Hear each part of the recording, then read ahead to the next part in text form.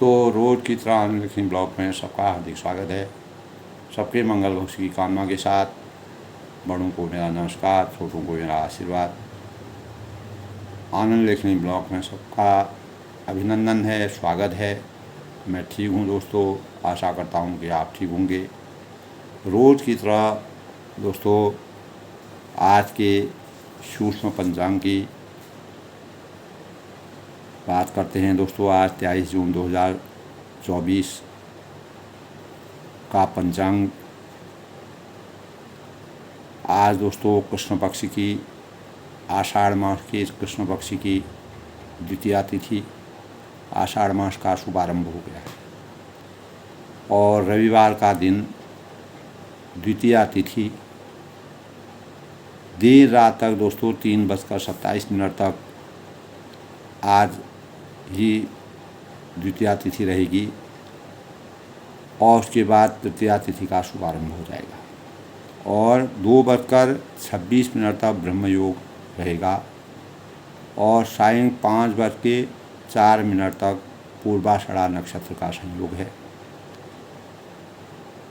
आज के शुभ मुहूर्त की बात करें तो दोस्तों, अभिजीत मुहूर्त 12:02 से 12:56 तक है। अमृतकाल की बात करें दोस्तों, 12:25 से 1:58 तक है। ब्रह्म मुहूर्त 4:10 से 4:58।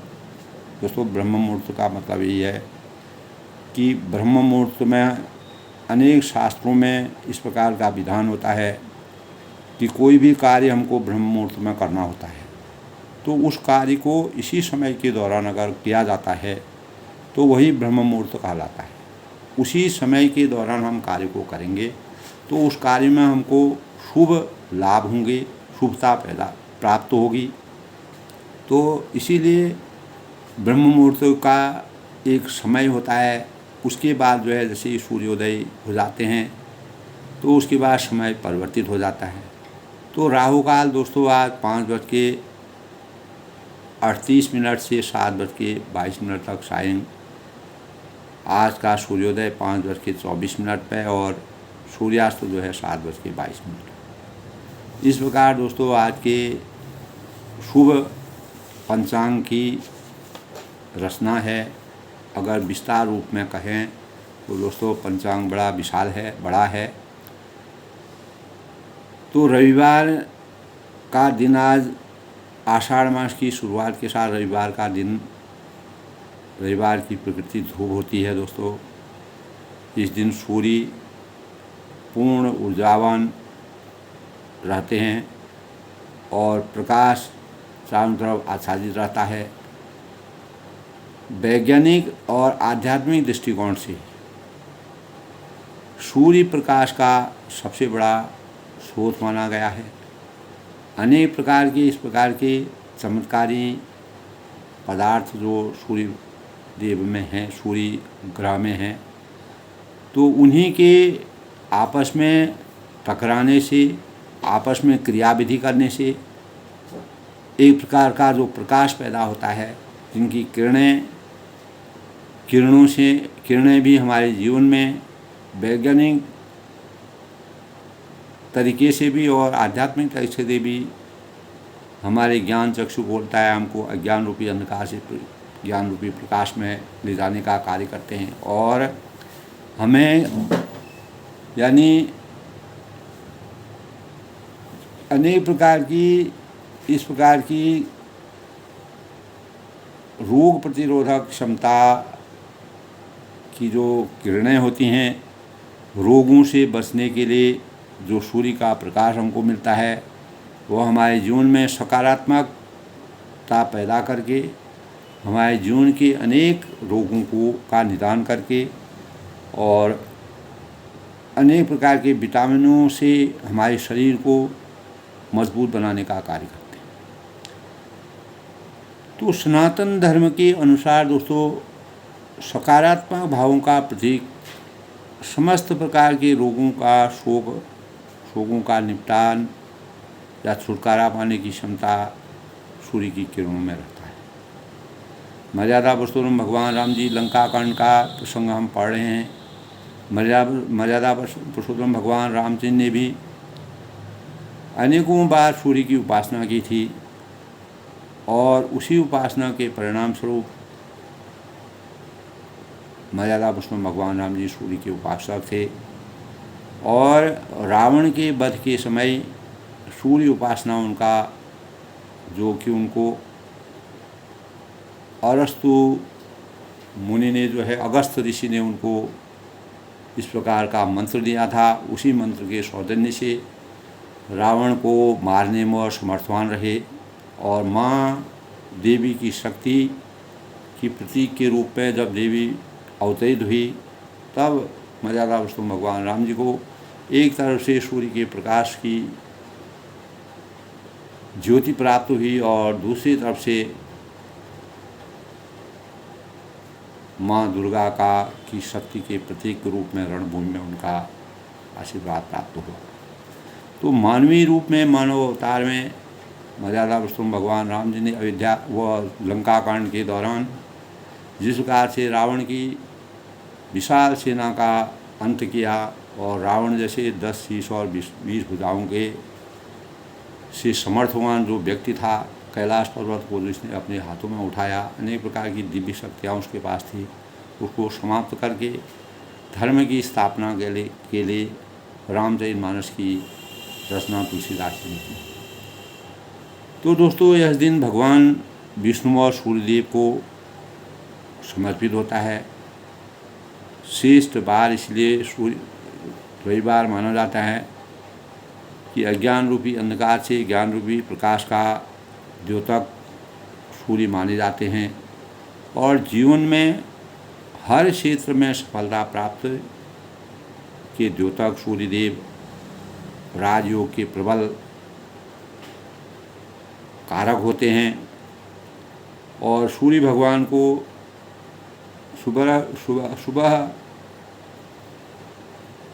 सूर्योदय के समय जो तो अर्घ्य चढ़ाने का, अर्घ्य देने का, लाल पुष्प रोली और वस्त्र यानी अर्घ्य तांबे के बर्तनों से अर्घ्य चढ़ाने का, अर्घ्य देने का विधान हमारे शास्त्रों की मर्यादा के अनुसार है।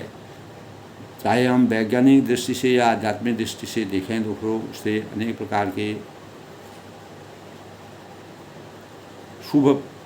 शुभ फलकारी भाव, फलदायक भाव हमारे अंतःकरण में जागृत होते हैं।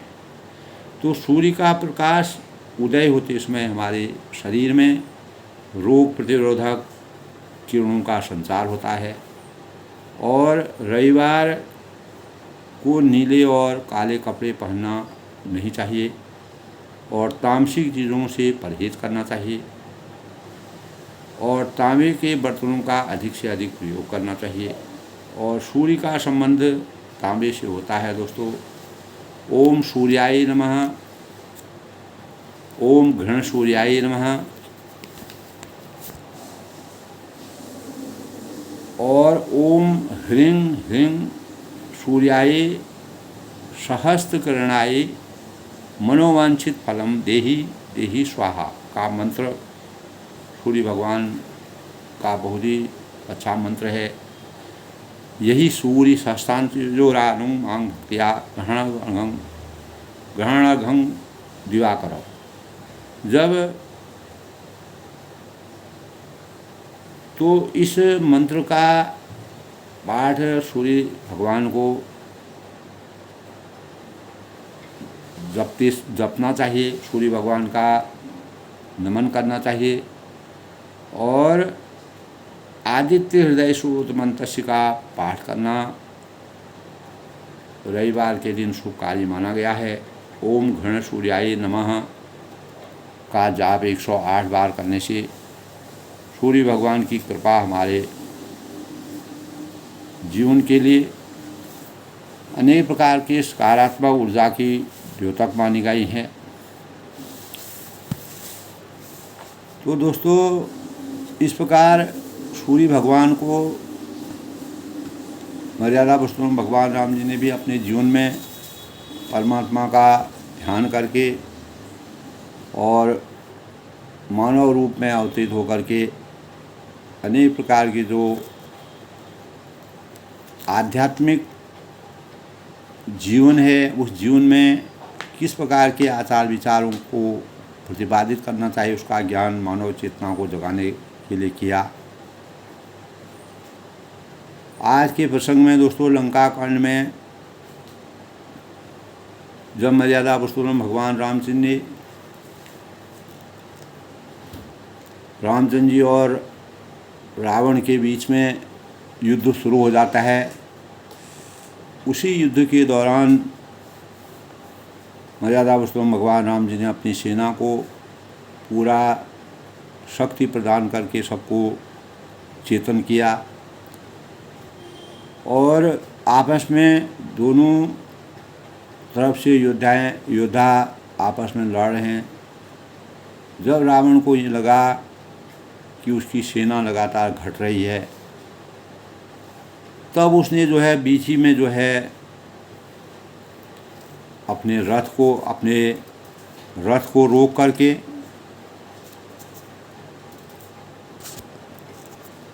जब उसको ये सोचा उसने कि सेना लगातार समाप्त हो रही है, सेना को विचलित होते हुए देखा, तब 20 भुजाओं में 10 धनुष देख के यानी 10 धनुष लेकर रावण रथ पर चढ़कर गर्व करके लौटने का उसने निश्चय बनाया और अपनी सेना को पीछे करने का प्रस्ताव रखा।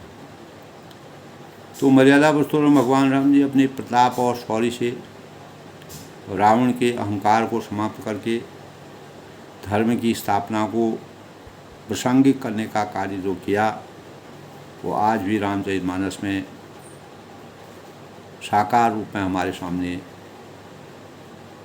अनेक प्रकार के भाव अवतरित होते हैं। तो दोस्तों, कल के प्रसंग में जो है ब्रह्मा आदि देवता अनेकों सिद्ध तथा मुनि विमानों पर चढ़े हुए आकाश से युद्ध देख रहे हैं। ऐसे समय में शिव जी कहते हैं कि हे उमा, मैं उस समाज में था और श्री राम जी के रण रंग या रण उत्साह को मैं रण उत्साह की जो लीला है उसको मैं पूर्ण रूप से देख रहा था और दोनों ओर के योद्धा रण रस में मतवाले हो गए और वानरों को श्री राम जी का बल है और इससे वे जयशील हो रहे हैं, यानी विजय प्राप्त कर रहे हैं, जीत रहे हैं और दूसरे ओर से भिड़ते हुए लड़काते हैं, एक दूसरे को मसल कर आपस में पृथ्वी पर डालते हैं। तो अनेक प्रकार की राक्षसी माया और वानरों की माया की रचना तुलसीदास जी ने लंका कांड में राम रावण युद्ध में जो अनेक प्रकार की गर्जना हुई थी, आपस में श्री रामचंद्र की जय हो के शब्द घोष हो रहा था। निर्बल को सबल और सबल को निर्बल बनाने वाले मर्यादा पुरुषोत्तम भगवान राम जी का अवतार प्रचंड पर था उनका। तो ऐसे समय में रावण जो है पीछे हट जाता है, विचलित हो जाता है और तब पुनर्चिंतन करता है अपने अंतःकरण में कि किस प्रकार से जो है आगे रणनीति को तैयार किया जाए। तो मर्यादा पुरुषोत्तम भगवान राम जी की प्रथम शक्ति को देखते हुए रावण जो है अपनी सेना को विचलित होते देखकर रुक गया। तो दोस्तों, हमारे जीवन में शांति और संतोष बाह्य परिस्थितियों पर टिके हुए नहीं है, वे आंतरिक मनस्थिति पर अवलंबित होते हैं। जीवन की सभी उपलब्धियों में मन की शांति सर्वोपरि उपलब्धि है। तो मर्यादा पुरुषोत्तम भगवान राम जी को मानव रूप में अवतरित होकर के धीरता के साथ जिस प्रकार से उन्होंने मन की शांति से को सर्वोपरि मानते हुए अनेक प्रकार की उपलब्धियों को प्राप्त किया, तो बुद्धि, सामर्थ्य, वैभव, कीर्ति, संपत्ति की अपनी महत्ता एवं उपयोगिता होती है, पर ये सभी मिलकर दोस्तों संतुलित एवं शांति मन स्थिति की क्षमता नहीं कर सकते। रावण के पास सामर्थ्य था, वैभव था, कीर्ति थी, संपत्ति थी,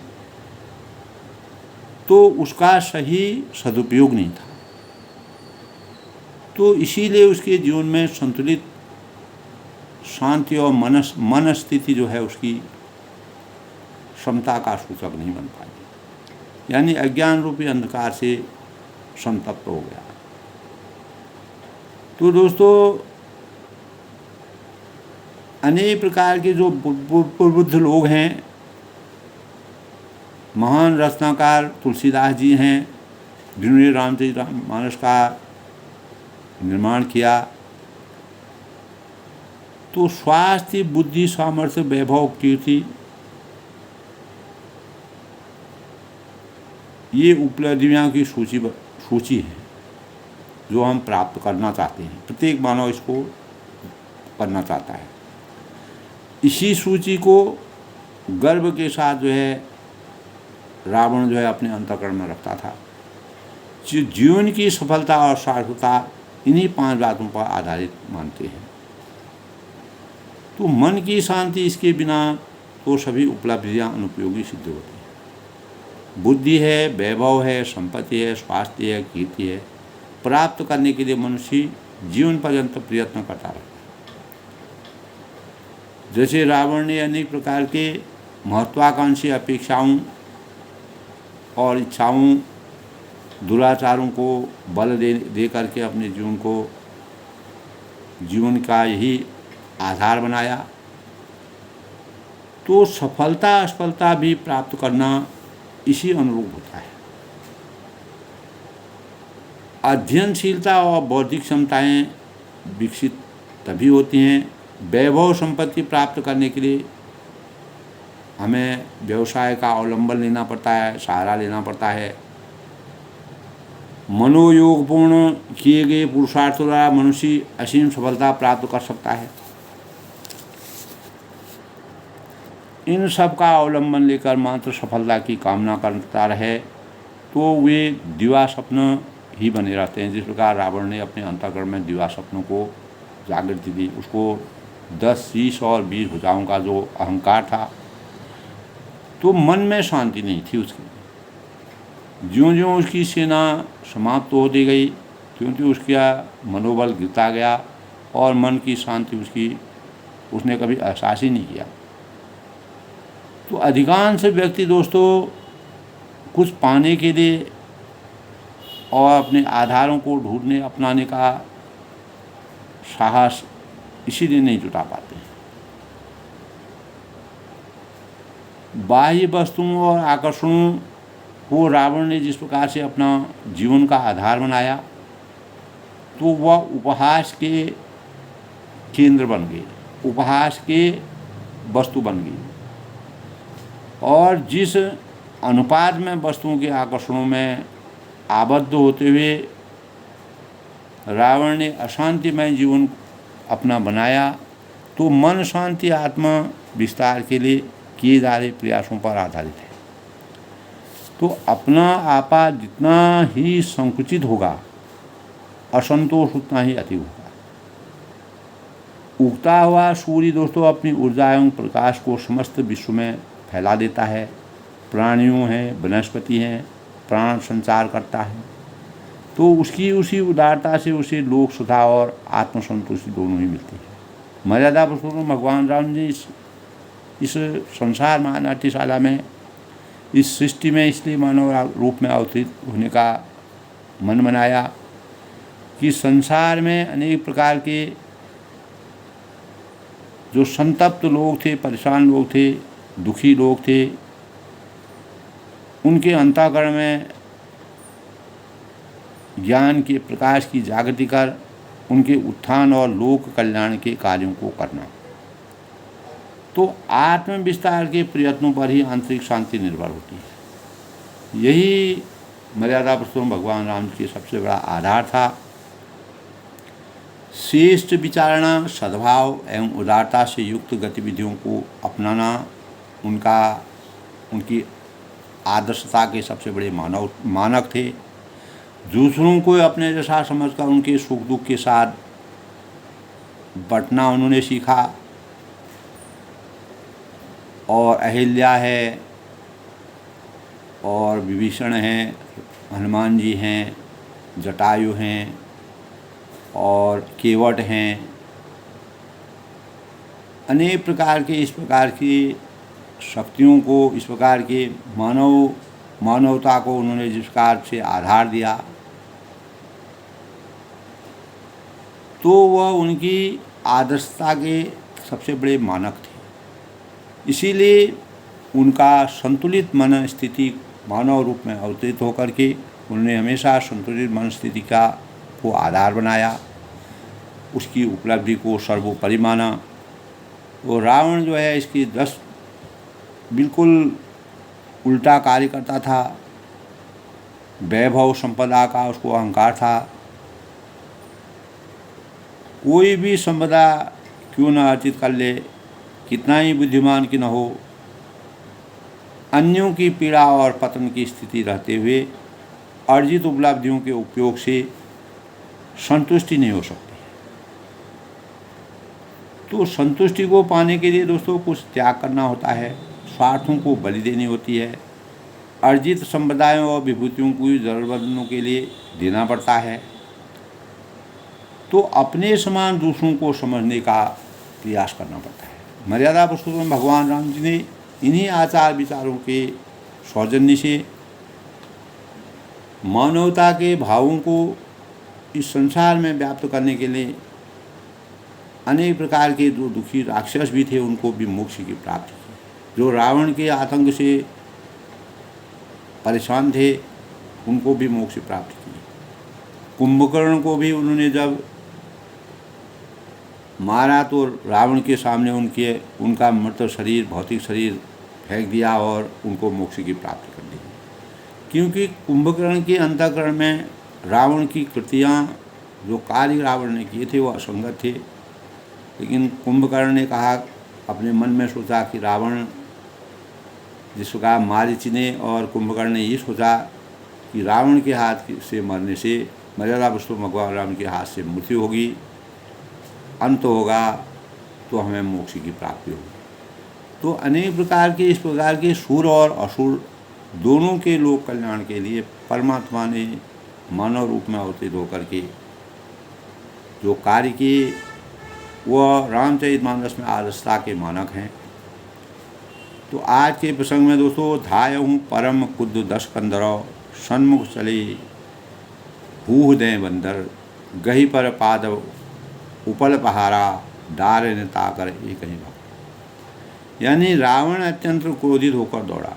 जब मर्यादा पुरुषोत्तम भगवान रामचंद्र ने उसकी सेना को आधा समाप्त कर दिया, अज्ञान रूपी अंधकार के पर्दे से ज्ञान का नीति,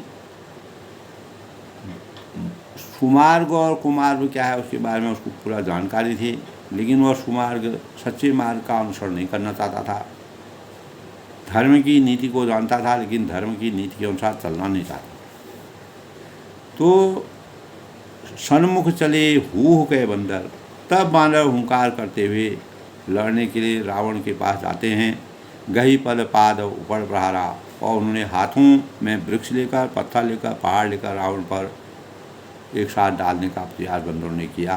क्योंकि उनको शक्ति आ गई, रावण के अहंकार तो ला गई शैल, वज्र तन दासु, खंड खंड होई फूटे आंसू, चला न अचल रहा रथ रोपी, रन दुर्नु रावण अति कोपी।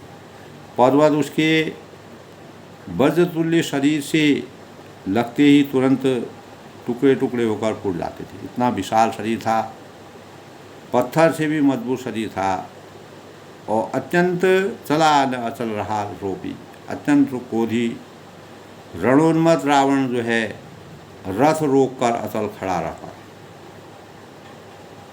और रण दुर्मुद रावण अति कोपी, तब अपने स्थान से जग भी नहीं, यानी वह अपने स्थान से जरा भी हिल नहीं सकता। उत इत उत झपटित दपटित कभी रोधा, मर्दी लाग भयमति क्रोधा, चले पराय भालु कभी रामा, त्राय त्राय अंगद हनुमान। तब उसे बहुत ही क्रोध हुआ। जब उसने सोचा कि मेरी सेना में कुछ भी नहीं रह गया है, मर्दे लागे भयंकर कूदा और वह इधर उधर डपट कर बानर योद्धाओं को मसलने का प्रयास करने लगा।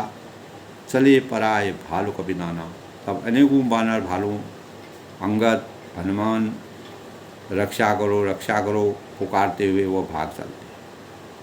अब रावण का कहाँ इतना बड़ा रावण और बानरों से वह संघर्ष कर रहा है। पाए पाए रणवीर गोसाई यह खल खाए काल की नाई, ते ही देखे कभी सकल पराने दसों चाव सायक समझाने। तो इस प्रकार से तब बानर कहते हैं कि हे रघुवीर, हे गोसाई, रक्षा कीजिए, यह दुष्ट काल की भांति हमें खाए जा रहा है। और इसने देखा कि सब बानर भाग छूट रहे हैं। तब रावण ने 10 धनुषों पर बाण संधान किए। संधान धनुषर निकर छाणे हूँ उरग जिमि उड़ी लागही, रहे पूरी सर धरनी गगन दिशि विदिश कहाँ कभी भागही, भयो अति कोलाहल विकल कपि दल भाल बोलहि आतुरे, रघुवीर करुणा सिंधु आरत बंधु जन रक्षक डरे। तब बानर जो है आपस में मर्यादा उसको भगवान राम जी का ध्यान करते हैं। धनुष पर इस प्रकार से रावण ने जब संधान करके बाणों के समूह को छोड़ने का प्रयास किया तो वे बाण सर्प की तरह उड़कर जा लगने लगे और पृथ्वी आकाश और दिशा विदिशा सर्वत्र बाणों से भर गया और बानर इधर उधर भागने लगे। अत्यंत कोलाहल, चारों तरफ युद्ध की विभीषिका में कोलाहल मच गया था और बानर भालुओं की सेना व्याकुल होकर आर्त पुकार करने लगी। तो तुलसीदास ने इस प्रकार का वर्णन किया है कि रावण का जो क्रोध था वह बानरों के ऊपर इस प्रकार से उमड़ गया। तब वह कहते हैं बानर सभी कि हे रघुवीर, जिस प्रकार मेघनाथ को मारने के लिए अंततोगता मर्यादा विष्णु भगवान राम जी को सबने उनका गुणगान किया और उनसे याचना की, तो करुणा सागर ही पीड़ितों के बंधु, हे शिवगिरी रक्षा करने वाले, उनके दुख हरने वाले हरि, उनको याद किया। निज दल विकल देख कटी कसी निसंग धनुहार, लक्ष्मण चले खुद हुई नाय राम कर। तब इस प्रकार से जब इस प्रकार युद्ध का रण क्षेत्र में जो है रावण अपना प्रताप दिखाने लगा, तब निज दल विकल देख कटी, अपने सेना को व्याकुल देखकर और कमर में तरकस कसकर कसी निसंग धनुहार और हाथ में धनुष लेकर श्री रघुनाथ जी के चरणों पर मस्तक नवाकर लक्ष्मण चले खुद होई नाय राम पल। मर्यादा विष्णु भगवान राम जी के चरण स्पर्श करके चरणों में शरण नवा करके उन्होंने लक्ष्मण जी को क्रोधित होकर चले।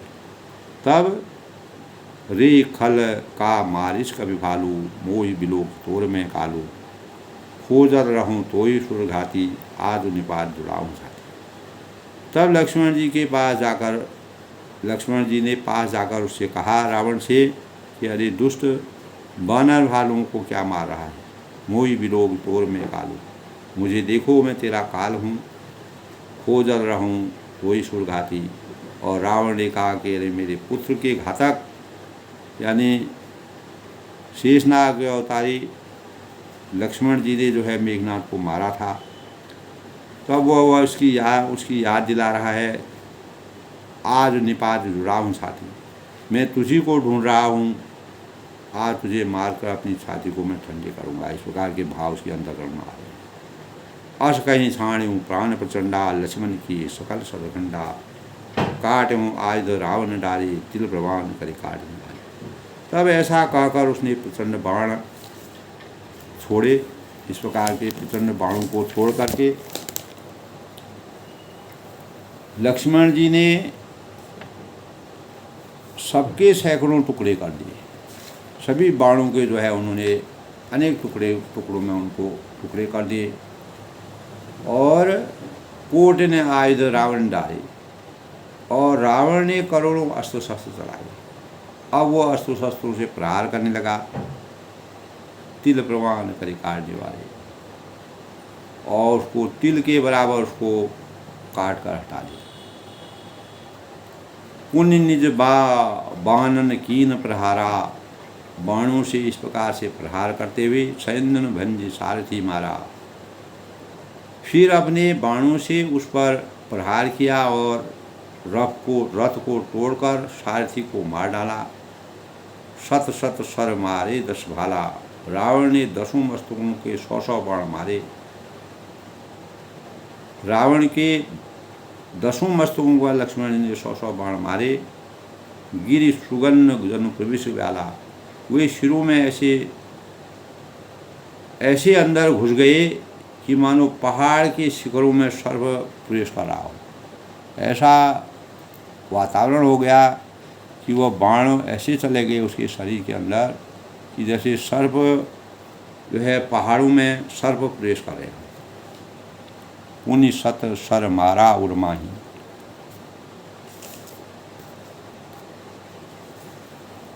पुनि सत सर मारा उर्माही, परे धरेन तल श्रुति कहो नाही। उठा प्रबल पुनि मूर्छा जागी, साणु ब्रह्म दीन सोजा सांगी। पुनि सत सर मारा उर्माही, फिर भी बाण उसकी छाती में मारे और पृथ्वी पर गिर पड़ा, और उसे कुछ भी होश नहीं था। उठा प्रबल पुनि मूर्छा जागी, फिर मूर्छा छूटने पर वह प्रबल रावण फिर से खड़ा हो गया। साणु ब्रह्म दीन को मांगी, और उसने वह शक्ति चलाई जो ब्रह्मा जी ने उसको दी थी। तो रावण अपने यज्ञ में मायाई शक्ति करने में बड़ा प्रबल था। ब्रह्मा जी का यज्ञ करके अनेक प्रकार के वरदान उसने मांगे थे। उस प्रकार के शस्त्रों का वो प्रयोग करने लगा।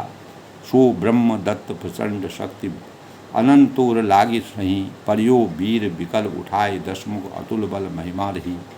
और रावण की जिस प्रकार के ब्रह्मा के द्वारा जो शक्ति उसको दी गई थी, उसका किस प्रकार से प्रयोग करता है। ब्रह्मांड भवन विराज जाके, एक सिर जिमि रज कनी, ते ही चाह उठाव मूड़, रावण जनी नहीं त्रिभुवन गनी। तब ब्रह्मा की दी हुई जो प्रचंड शक्ति लक्ष्मण जी के ठीक छाती में लगी। परियो वीर विकल उठाए, 10 मुख अतुल बल महिमा। वीर लक्ष्मण जी व्याकुल होकर गिर पड़े, और तब रावण उन्हें उठाने लगा। तब उसकी अतुलित बल की महिमा यूं ही रह गई। ब्रह्मांड भवन विराज जाके, एक सिर जिमि कर कनी, और व्यर्थ ही हो गई, वह उन्हें उठा न सका। जिसके एक ही सिर पर ब्रह्मांड की भवन धूल के एक कण के समान विराजता है, तेहि चाह उठावन मूढ़, रावण जान नहीं त्रिभुवन गनी। उन्हें मूर्ख रावण उठाना चाहता है, और वह तीनों भुवनों के स्वामी लक्ष्मण जी को नहीं जानता है। उसको पता नहीं है शेषनाग जी के अवतार ही है। और ये जो है मर्यादा पुरुषोत्तम भगवान राम की सब नरलीला है।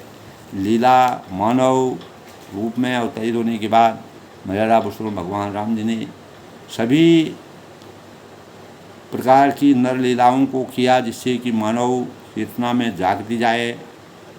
इसका एहसास यही था कि दोस्तों, दुश्मन को भी कभी कमज़ोर नहीं समझना चाहिए।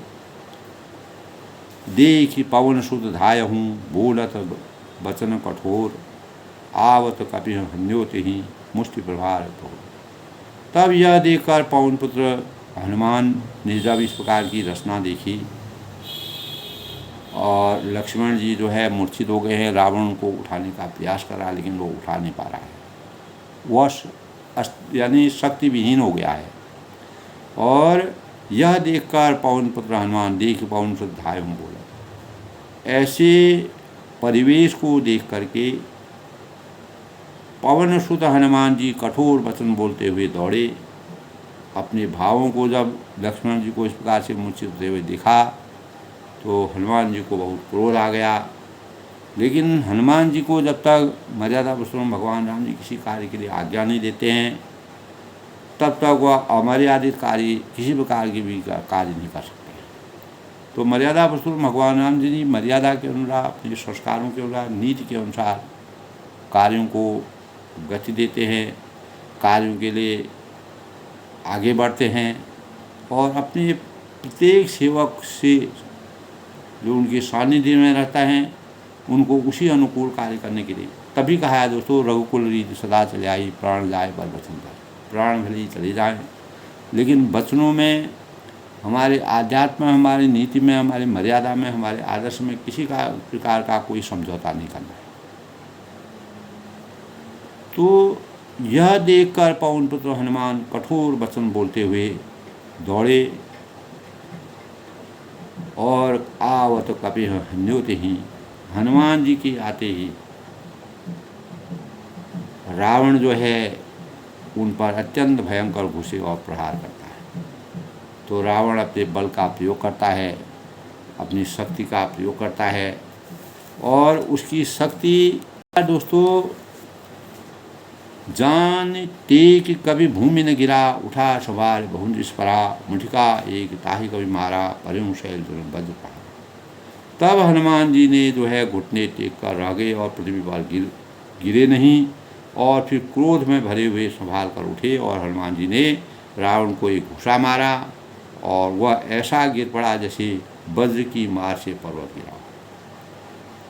यानी हनुमान जी को अब क्रोध आ गया, मूर्छा गए बहोर सो लागा, कभी बल विपुल सराह न लागा, धिग धिग मम पौरुष धिग मोही, जो तय जियत रहे सुर तो। तब मूर्छा भंग होने पर फिर वह जगा। जब हनुमान जी ने उसको एक घूंसा मारा तो उसको मूर्छा आ गई रावण को, और हनुमान जी के बड़े भारी बल को सराहने लगा, मन ही मन उनकी शक्ति को सराहने लगा, जिसने पूरी लंका जला दी। पर्वतों, एक पर्वत से दूसरे पर्वत में और समुद्र में लांघ करके सीता जी की खोज करके पूरे लंका को जला करके, और आज जो है मेरे को इस उल्टा घुसा मार करके, ऐसे भावों को हनुमान जी के अंदर मर्यादा पुरुषोत्तम भगवान की शक्ति का संतरण देखते हुए, उसका एहसास करते हुए वह सराहना करने लगा और धिग धिग मम पौरुष धिग मोही, अपने आप को कोसता है, कहता है कि मेरे पौरुष को धिक्कार है और मुझे भी धिक्कार है, जो हे देश देवद्रोही तू अब भी जीता रहा। यानी इतना होने पर भी जब दोस्तों जब मानव के पास कोई भी व्यक्ति होता है, उसके पास जब कोई रास्ता नहीं रहता है, तो रावण अब पश्चाताप की स्थिति में आ गया है। अब उसको अपने किए हुए जो गलत कार्य हैं उनका एहसास हो रहा है। अस कहीं लक्ष्मण कसु कवि त्याग लागू, देख दशानन विस्मय पायो, कह रघुवीर समुझियो भ्राता, तुम कतान भक्षक सुता।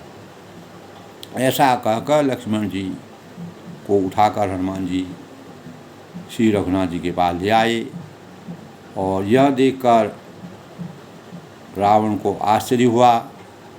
और श्री रघुवीर ने लक्ष्मण जी से कहा, कह रघुवीर समुझियो भ्राता, ये भाई हृदय में समझो कि तुम काल के भी भक्षक और देवताओं के भी रक्षक हो। एक तरफ से तुम काल के भक्षक जो हो, दूसरी तरफ तुम देवताओं के रक्षक हो। सुनत वचन उठी बैठ कृपाला, कई गगन सो सुकृति कराला, पुनित को दंड बाण कहीं धाये, रिभूषण मुख अति आतुर लाए।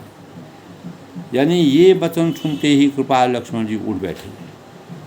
मर्यादा पुरुषोत्तम भगवान राम जी के इस प्रकार के भाव वचनों को सुन करके लक्ष्मण जी उठ बैठे। गई गगन सो सुकृति कराला, वह कराल शक्ति आकाश को चली गई। पुनि को दंड बाण गही धाई, लक्ष्मण जी फिर धनुष बाण लेकर दौड़े और बड़ी शीघ्रता से शत्रु के सामने आ पहुँचे। और आतुर बहोर विभंजी स्पंदन सूत हति व्याकुल कियो, गिरियो धरनि दश कंदर, विकल तर मान शत बध्योहियो, सारथी दूसर घाल रथ ही तुरत लंका ले गयो, रघुवीर बंधु प्रताप पुंज बहोरी, प्रभु चरण ही नहीं। यानी फिर उन्होंने बड़ी आतुर बहुर विभंज सैन्य सूत हृदय व्याकुल कियो, शीघ्रता से रावण के रथ को चूर कर और सारथी को मार कर उसे रावण को व्याकुल कर दिया। अब रावण जो है पूर्ण रूप से बलहीन हो गया। 100 बाणों से गिरियो धरनि 10 कंदर विकल बाण शत बंध्योधियो। 100 बाणों से रावण को भेद कर उसको हृदय को भेद दिया, जिससे रावण अत्यंत व्याकुल होकर पृथ्वी पर गिर पड़ा। तब दूसरा सारथी दूसरा घाल रथ ते ही तुरंत लंका ले गए। तब दूसरा सारथी उसको रथ में डालकर तुरंत ही लंका को ले गया। जिस प्रकार कोई आतंकवादी होता है, दुश्मन होता है, दुश्मन को मार करके जो हमारे सैनिक होते हैं वो उसको उन्हीं के क्षेत्र में डाल देते हैं। तो प्रताप के समूह रघुवीर बंधु प्रताप अपन बहुल प्रभु चलने करे। प्रताप के समूह श्री रघुवीरी भाई लक्ष्मण के फिर आकर प्रभु के चरणों में प्रणाम किया। उनकी शक्ति से जो कार्य लक्ष्मण जी ने किया वही रावण के लिए पश्चाताप का मानक बन गया। वहाँ दशानन जाग करी करे लाग पशु जागी। राम विरोध विजय चहों सट हट बस पति जागी। तब वहाँ दशानन जाग करी। अब रावण को जब वहाँ लंका में ही डाल दिया गया तो लंका में रावण मूर्छा से जाकर जब यज्ञ करने लगा, जैसे मेघनाथ ने यज्ञ किया, यज्ञ से उनका बल बढ़ता था, उनको शक्ति का संचार होता था, मायावी शक्ति उनको जागती थी। तो उसी यज्ञ के बदल रावण को इतना अहंकार और घमंड और मान मर्यादा का पूरी बातें वो भूल गया, उसमें अहंकार आ गया। तो तब वह रावण मूर्छा से जागकर कुछ यज्ञ करने लगा। तब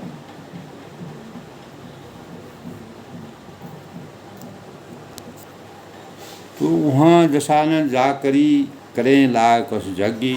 राम विरोध विजय चहो सट हट बस पति अग्नि। यानी वहाँ लंका में रावण मूर्छा जब उसको आ गई थी तो लक्ष्मण जी ने और हनुमान जी ने उठा कर उसको लंका के क्षेत्र में ही डाल दिया। तब वो जब मूर्छा से उठा तो अब वह जो है जिस प्रकार से शिव जी से वरदान प्राप्त किया था, मायावी शक्ति उसके अंतःकरण में थी, अनेक प्रकार के यज्ञ करता था, उसी यज्ञ के परिणाम स्वरूप उसको अभिमान हुआ, घमंड हुआ, अनेक प्रकार की मायावी शक्तियों को अपने वश में कर लेता था। तो वह उसी यज्ञ में जो है यज्ञ करने लगा। जिस प्रकार मेघनाथ भी यज्ञ के शौर्य से उसका इतना बड़ा प्रताप था, नागपाश में जो है सबको बांध देता था। तो उसी प्रकार रावण को भी शक्ति जगाने के लिए वह यज्ञ करता था। राम विरोध विजय चहों सट हट बसवती अग्नि। तब वह मूर्ख और अज्ञानी, अत्यंत अज्ञानी जो हठवश श्री रघुनाथ जी को विरोध करके विजय चाहता था, इसीलिए वह अपने 10 शीश और विभुजाओं का घमंड करके मर्यादा पुरुषोत्तम भगवान राम जी को विजय प्राप्त करना चाहता था और अनेक प्रकार के इस प्रकार के यज्ञ और दुराचारी कार्य करके अपने प्रभुत्व को बढ़ाने का प्रयास करता है। तो ताको प्रभु कछु अगम नहीं, रापर तुम अनुकूल, तो बर्ताव बड़वाल नहीं, जा चुके कल तो। मर्यादा पुरुषोत्तम भगवान रामचंद्र जी के लिए कोई भी कार्य इतना अगम नहीं है, दुर्गम नहीं है, कठिन नहीं है। उनके लिए इस संसार में किसी भी व्यक्ति के लिए कोई कार्य कठिन है जिस पर परमात्मा अनुकूल होते हैं। तो लक्ष्मण जी को व हनुमान जी को जिस प्रकार की शक्ति से उन्होंने संचित किया, तो उनके लिए कोई भी कार्य अगम और दुर्गम नहीं रहा जिस पर वह अनुकूल होते हैं।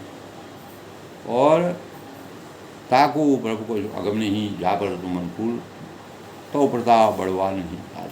तो उनके प्रताप से दैहिक भौतिक 3 प्रकार के जो ताप होते हैं उनका भी अस्तित्व समाप्त हो जाता है। उन तापों का भी हमारे जीवन में किसी प्रकार का कोई प्रभाव नहीं पड़ता है।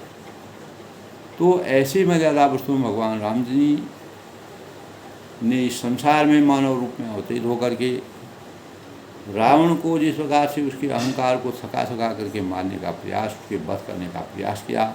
यद्यपि रावण अनेक प्रकार के यज्ञ आहुति करता था, यज्ञ करता था, अनेक प्रकार की बलियां चढ़ाता था, ऐसा प्रसंग उस समय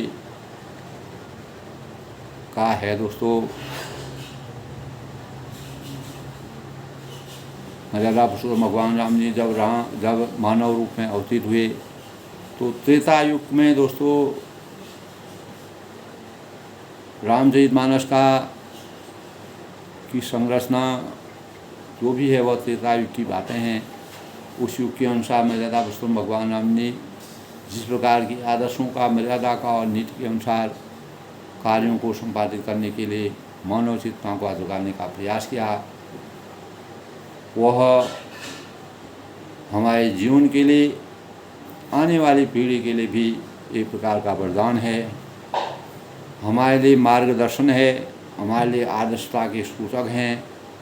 अज्ञान और अहंकार और अहंकार में जीवन यापन करने से मानव को कितना नुकसान होता है, उसकी क्या